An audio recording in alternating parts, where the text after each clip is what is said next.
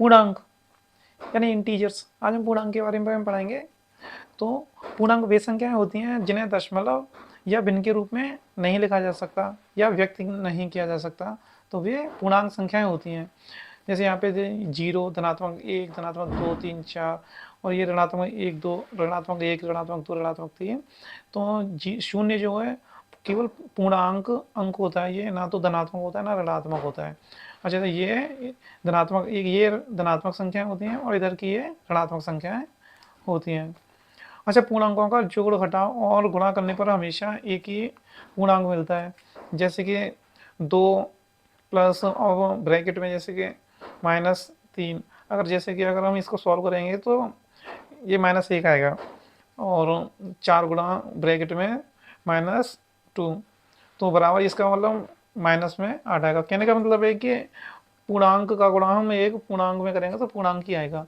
लेकिन कभी कभी जोड़ घटाव और गुणा करने पर, लेकिन होता क्या है कि भाग में ये वाली कंडीशन अप्लाई नहीं होती, क्योंकि जैसे मान लो 5 में अगर हम 2 से देंगे तो इसमें एक पूर्णांक नहीं आएगा।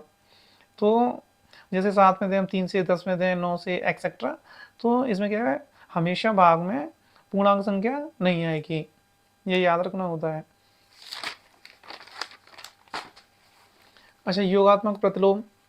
योगात्मक प्रतिलोम होता है, जैसे मान लो कि ये धन की 3 है तो इसका योगात्मक प्रतिलोम हो जाएगा कि -3। और जैसे मान लो प्लस का 8 है तो इसका योगात्मक प्रतिलोम हो जाएगा -8। अच्छा, इस तरह से भी हो जाएगा कि -2, इसका योगात्मक प्रतिलोम हो जाएगा ऋणात्मक 2। और जैसे कि ऋणात्मक 25, तो इसका योगात्मक प्रतिलोम हो जाएगा धनात्मक 25। ये ध्यान रखना होता है, मतलब वही जो चिन्ह होता है, धनात्मक का ऋणात्मक, ऋणात्मक का धनात्मक हो जाता है योगात्मक प्रतिलोम में। अच्छा, निरपेक्ष मान। निरपेक्ष मान जैसे कि ऋणात्मक 2 तो बराबर करके धनात्मक 2, और ऋणात्मक 10 बराबर धनात्मक 10। तो कहने का मतलब है निरपेक्ष मान हमेशा पॉजिटिव में ही आता है। और ये जो स्तंभ ये जो दिए गए हैं तो इनको मोड बोलते हैं, MOD मोड बोलते हैं इनको। और जैसे कि धनात्मक 15 है तो इसका धनात्मक 15 ही आएगा, धनात्मक 22 तो इसका धनात्मक 22 ही आएगा। अच्छा, नोट में ये क्या है कि मतलब निरपेक्ष मान जो होता है हमेशा धनात्मक में ही होता है, ये ध्यान देने की बात है। अच्छा, पूर्णांक का प्रयोग मतलब कहाँ कहाँ पे होता है कि धनात्मक में तो होता ही है, लेकिन ऋणात्मक में जैसे कहाँ कहाँ होता है, जैसे तापमान में तो 0 से नीचे तापमान जैसे चला जाता है तो उसे ऋणात्मक में दर्शाते हैं। हानि में जैसे कि प्रॉफिट एंड लॉस तो हानि को होती है तो उसमें भी हम ऋणात्मक में दिखाते हैं। समुद्र तल से ऊंचाई होती है तो धनात्मक में, समुद्र तल से जो गहराई होती है उसको हम ऋणात्मक में दर्शाते हैं। अच्छा, पूर्णांकों की जो पूर्ववर्ती संख्या है वो क्या होती है, देखो तो मैं बताऊँ कि पूर्णांकों में जो पूर्ववर्ती संख्या है कि अगर देखो पॉजिटिव है, जैसे कि ये धनात्मक है तो अगर पूर्ववर्ती हो गई तो कोई भी मतलब नॉर्मल से 3 बोल देगा कि 3 है। अगर यहीं पे अगर हम ऋणात्मक में अगर इसका अगर हम पूर्ववर्ती मानेंगे तो फिर 3 नहीं होगा, फिर इसका -5 होगा, कि जो ऋणात्मक संख्या होती हैं उसमें उल्टा होता है।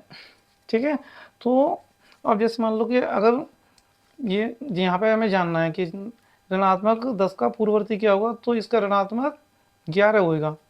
अगर ऋणात्मक 25 का हमें जानना है कि पूर्ववर्ती क्या होगा, तो ऋणात्मक 26 होगा, ये ध्यान रखना होता है। अच्छा, पूर्णांकों का जो उत्तरवर्ती, तो उत्तरवर्ती में भी वही है कि अगर नॉर्मल संख्या हो मतलब धनात्मक में जैसे मान लो हो 12, तो इसका उत्तरवर्ती अगर कोई बोलेगा तो तुरंत कितना हो जाएगा, 13। अगर मान लो कि 29 का कितना हो जाएगा उत्तरवर्ती, 30। अगर लेकिन ऋणात्मक की अगर बात आई कि ऋणात्मक 12, तो इसका उत्तरवर्ती कितना होगा, इसका होगा ऋणात्मक 11। और जैसे मान लो हमें 32 का, ऋणात्मक 32 का कितना होगा उत्तरवर्ती, तो -31।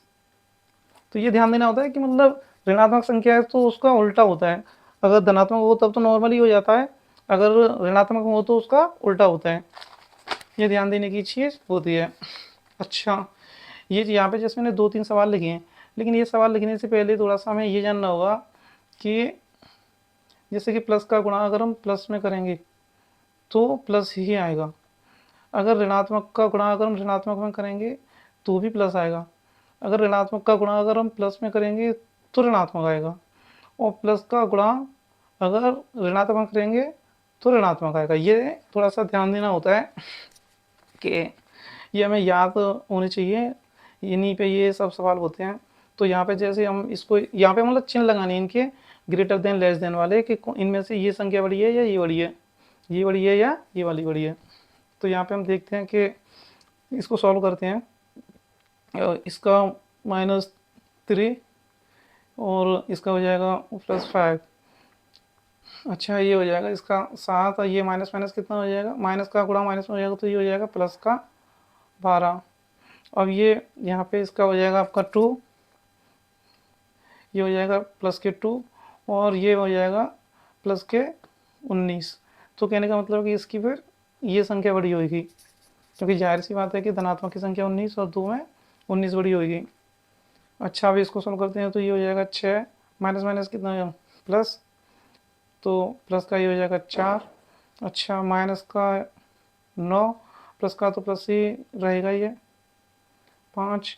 अब ये 6 और 4 कितना हो जाएगा 10। अच्छा 9 और ये कितना हो जाएगा माइनस के 4। तो इसमें धनात्मक जाहिर सी बात है ये ऋणात्मक में आ रही यानी कि जो ये माइनस की 9 और वो प्लस की 5 है, तो इसमें माइनस के 4 और ये किसकी है धनात्मक की, तो इसमें ये वाली संख्या बड़ी होगी क्योंकि ये धनात्मक की ऋणात्मक की, इसलिए साधारण सी बात है ये। अच्छा तीसरा देखते हैं कि ये माइनस के 8 प्लस और ब्रैकेट में प्लस के 2। अब इधर की साइड ये प्लस के 10 और ये ब्रैकेट में माइनस की 3। इसको सॉल्व करते हैं तो ये माइनस का 8 प्लस प्लस की है तो ये प्लस के 2। अच्छा ये प्लस के 10 और माइनस माइनस ये हो जाएगी प्लस के 3। अच्छा ये हो जाएगा प्लस के 6 क्योंकि दो इसमें से ये कम हो गया और ये हो जाएंगे 13, 10 होती है 13। तो ये अब ये कौन सी ये वाली संख्या बड़ी है इसमें। अब जैसे थोड़ा सा और सवाल ले लें इनको, जैसे कि ये 8 गुणा 5 तो इसका आएगा ऋणात्मक में 40, ऋणात्मक में 40 क्योंकि यहाँ पे ये ऋणात्मक है ये धनात्मक है। 8 का 8 पंजे 40 ऋणात्मक में। अच्छा ये 10 ऋणात्मक की 10 गुणा ऋणात्मक में 10 और ये ऋणात्मक में 20। तो हमें यहाँ पे एक चीज़ ध्यान देने की चीज़ होती है कि अगर सम संख्या में है, जैसे कि ये विषम में है यानी कि 1 2 3 ये विषम में है तो ऋणात्मक में आएगा। अगर ये सम होते तो धनात्मक में आता है। ये मतलब 4 होते, ये 1 2 3 है, अगर 4 होते तो धनात्मक में आता। अब ये 3 है तो किसमें ऋणात्मक में आंसर आएगा। तो 10 गुणा 10 100, 100 गुणा तो 20 मतलब 2000, लेकिन 2000 किस में आएगा ऋणात्मक में। ठीक है ये ध्यान देना है क्योंकि ऋणात्मक क्यों आएगा, 1 2 3 है, ये 4 होती तो धनात्मक में आ जाता क्योंकि ये माइनस माइनस प्लस और माइनस माइनस प्लस ये हो जाता इस तरह से। अच्छा अब ये जैसे कि अब ये देखो इसमें आया ये माइनस के और ये माइनस के, इसमें 2 आ रहा है तो इसका मतलब इसमें आएगा इसका धनात्मक में आंसर आएगा इसका। तो देखो 35 35 1 से 5 और 1 से 5 पंजे 525, लेकिन 525 किस में आएगा धनात्मक में, 525 धनात्मक में क्योंकि ये 2 बार आया है माइनस माइनस। ठीक है तो ये किस में आएगा धनात्मक 525। 35 1 से 5 और 1 से 5 पंजे 525। अगर कोई दिक्कत हो तो मुझे कमेंट में बता सकते हैं, कोई वो नहीं है, मैं उसका रिप्लाई दे दूँगा। अच्छा ये माइनस ब्रैकेट में माइनस के 6 गुणा ये धनात्मक के ब्रैकेट में 12 गुणा 0। अगर ये भी हमें ध्यान देना होता है कि कितनी भी बड़ी संख्या हो अगर बीच में अगर गुणा आ गया तो उसका आंसर केवल बस 1 सेकंड में आ जाता है, क्या 0 0 ही आंसर आएगा। कितनी भी बड़ी संख्या गुणा की हो 0 नहीं आता है, ये तो खैर बचपन से सब लोग जानते ही हैं, कोई नहीं। अच्छा अब जैसे 1 2 3 4 इसमें 4 बार आया है ऋणात्मक ऋणात्मक ऋणात्मक ऋणात्मक, तो अगर जो सम में आया है तो इसका धनात्मक में आंसर आएगा। अभी देखो कि इसका है ऋणात्मक में जैसे 2 एकम 2 और 2 8 और 8 से 24, तो 24 इसका आंसर सीधा सीधा आएगा, लेकिन 24 किसका आएगा धनात्मक का, किस आएगा धनात्मक क्योंकि ये सम में आए। अगर ये विषम में होते तो ऋणात्मक में, ये ऋणात्मक की 24 होती, ये ध्यान देने की बात है। अच्छा यहाँ पे एक सवाल और है कि ये मतलब तो इसका ये ऋणात्मक में 5 गुणा, अब ये ब्रैकेट में है तो इसको हम सॉल्व कर लेते हैं। ये धनात्मक की और ये धनात्मक की है, तो 5 2 7, 5 2 7 और ये 8 4 12, और 12 किसकी है, माइनस की, और ये किसकी है, यानी कि माइनस की कितनी है, 12, ये माइनस की 12 है, और ये किसकी है, धनात्मक के 7। तो यहाँ पे सीधा मतलब है कि माइनस का कितना आएगा, 5, माइनस का 5 में अब ये धना माइनस माइनस ये दोनों हो रही हैं, तो माइनस माइनस का कितना आ जाएगा, 25, दो है ना, ये भी माइनस, ये भी माइनस, माइनस माइनस का गुणा करेगा, अभी मैंने बताया था, माइनस का माइनस में गुणा करेंगे तो क्या आएगा, प्लस, तो ये इसका आंसर हो जाएगा प्लस के 25। ठीक है, क्योंकि ये ये हो गया, ये 8 और 4 12, लेकिन 12 किसके, माइनस के, और ये 5 धनात्मक, 2 धनात्मक, 5 2 7, अब ये माइनस ये, अब ये 7 धनात्मक की, तो इसमें से ये कम हो जाएंगे, तो माइनस के 5 और 5 के 25 ये। अच्छा, थोड़े से कुछ क्वेश्चन और हैं ये, तो इनको हम देख लेते हैं कि दो धनात्मक धनात्मक जो धन पूर्णांकों का जो योग सदैव धन पूर्णांक होता है, बिल्कुल सही बात है ये, क्योंकि जैसे कि मान लो कोई सी दो संख्या, 2 प्लस जैसे कि 2 और 5 लें, तो उसका धनात्मक 7 7 ही आएगा, दो धन पूर्णांकों का योग करके धनात्मक, ये बिल्कुल सत्य, सही है, गलत करने थे इनके, तो ये सही है। अच्छा, किसी पूर्णांक तथा इसके योगात्मक प्रतिलोम शून्य होता है, ये बिल्कुल सही बात है, यानी किसी पूर्णांक तथा इसके योगात्मक प्रतिलोम शून्य होता है। अभी हमने जैसे कि देखा था कि जैसे मान लो कि ये 4 है और इसका योगात्मक प्रतिलोम क्या होगा, -4, तो -4 इसका कितना हो जाएगा, शून्य, तो सही बात है ये। यानी कि जैसे मान लो एक और देख लें कि -8 है, अब इसका योगात्मक प्रतिलोम कितना होगा, धनात्मक में 8, मतलब अगर 8 में से 8, ये कितना होगा, शून्य, और यहीं पे ये क्या कह रहा है, शून्य होता है, बिल्कुल सही बात है। शून्य एक ऋण पूर्णांक है, ये बिल्कुल गलत है। शून्य जो होता है वो ना तो ऋणात्मक होता है ना धनात्मक होता है, तो इसमें ऋणात्मक की बात हो रही है, तो क्या है, गलत है। अच्छा, दो ऋणात्मक पूर्णांकों का गुणनफल धनात्मक होता है, ये बिल्कुल सही है। अभी हमने पढ़ा कि ऋणात्मक का गुणन ऋणात्मक होगा तो धनात्मक होगा, यही चीज यहाँ पे आई है कि दो ऋणात्मक पूर्णांकों का जो गुणनफल है धनात्मक होता है, ये बिल्कुल राइट आंसर है। अच्छा, 7 ऋणात्मक पूर्णांकों का सतत गुणनफल धनात्मक आता है, ये भी गलत है। जैसे अभी मैंने बताया था कि अगर 2 4 6 अगर ये आए हैं तो किस में आएगा, धनात्मक में। अगर ये विषम में आ गए, जैसे मान लो 1 3 और 5, तो ऋणात्मक में आंसर आ गया, और लेकिन आया कैसे, 7 में, तो इसमें ये क्या कह रहा है, धनात्मक होगा, तो ये कैसा है, गलत। ये कह रहा है मतलब 7 हो, 8 होते या 6 होते तब होता, लेकिन ये 7 है, तो क्या गलत है।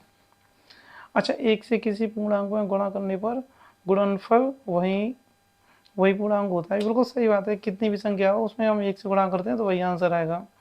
जैसे मान लो कि 65 में अगर हम 1 का गुणा करते हैं तो 65 ही आएगा, यही बात बोली जा रही, तो ये बिल्कुल क्या है, राइट है, इसमें कोई कहने की चीज़ नहीं है।